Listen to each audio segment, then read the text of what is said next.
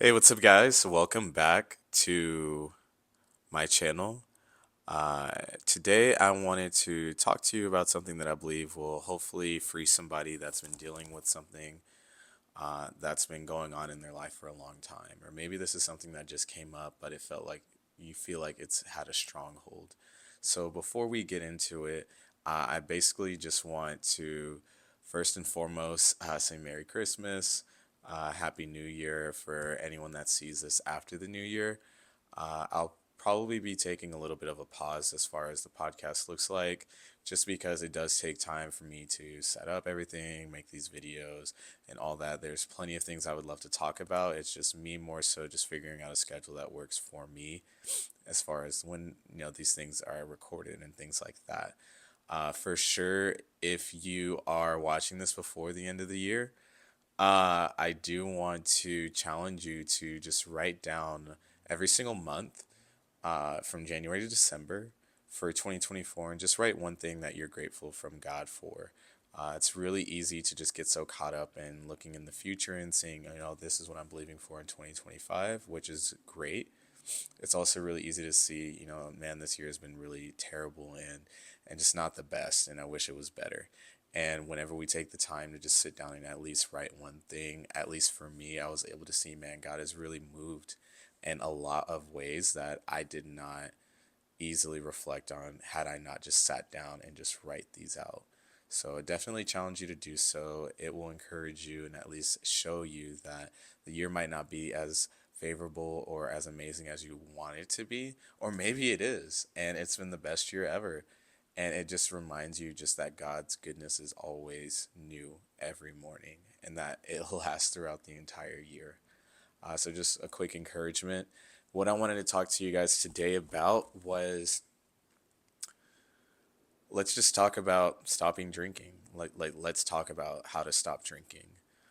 For me, drinking wasn't the biggest thing that I had to overcome as far as just sin struggles, and it was something that was keeping me from moving forward into the destiny that God has for me.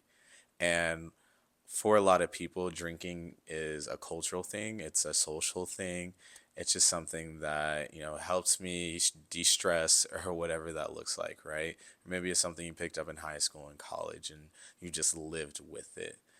For me, when it came to how I stopped drinking, and I'm going to kind of go into that with a little bit of a testimony, but just as a preface, I want to share that this video is really for somebody who's looking for a way to figure out how can I stop drinking? How can I become closer to God? How can I let go of what has felt like a burden in my life? If you're somebody who's like, oh, I can, take a drink, every now and then, I'm fine, whatever. All right, cool. Good for you. God bless you. For anyone that feels like, you know what, this is something that I don't want to do anymore. I don't want to live with it. And I don't want this to be something that hinders me moving forward in my life, then this video is for you. For me, when it came to why I stopped drinking, how I stopped drinking, I was ultimately just seeking God. I was literally just like, God, I'm trying to move forward in life. I don't know what's going on. I don't know what I can do to go forward because I've done everything that I possibly can. And I pretty much just heard the Holy Spirit say to me, you have false idols in your life. And for me, one of those was drinking. And I pretty much just that night, it was a Wednesday night, and I'll never forget, I grabbed all my bottles and all my empties, and I literally just tossed them out, threw them out in the dumpster. And God moved that night and the following day. The promotion that I was praying for, that I was like, God, why don't I have this? I've done everything that I can.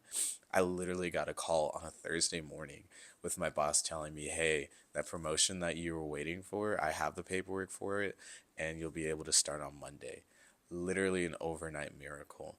I had an awesome, just amazing transformation overnight in that I was no longer chained to something that had constantly kept me from moving closer to God, constantly kept me from moving further in my journey with God, and ultimately did not serve me at all. I had a dream that same night that I've kind of talked about maybe in between before, and just all of these things just led up to, or all of these things add up to just God's faithfulness showing out through obedience. And what also just helps solidify why I stopped drinking and what encouraged me to continue to move forward into a life of full sobriety was First Peter 5:8. I have it right here. And basically, what it says is, let me get all situated. First Peter 5:8, this is in King James. It says, "Be sober, be vigilant, because your adversary the devil, as a roaring lion, walketh about seeking whom he may devour." What's really powerful about this text is the first word is sober. Immediately, doesn't matter what you've done in your life, it doesn't matter how you've lived your life, we all understand thoroughly what the word sober means. It means to not put anything in our body and not do anything that is not of God. That basically alters your state of mind. And what I'm here to tell somebody that is watching this, that's just searching, how do I stop drinking in YouTube or whatever that is, I want you to know, for one, son of God, daughter of God, that there is hope for you. You can stop drinking. And the main thing that helped me is that there is no last drink. Your last drink was the last drink that you can remember. So if you yourself decide, you know what, I don't want to drink anymore, God, I'm sick and tired of waking up hungover. I'm sick and tired of wasting my money. I'm sick and tired of only having friends whenever a bottle's around. I'm sick and tired of feeling like once I empty a bottle, I'll find this fulfillment at the bottom of it, which never happens. The fulfillment that you're looking for is going to come from God. The community that you're looking for is going to come from God.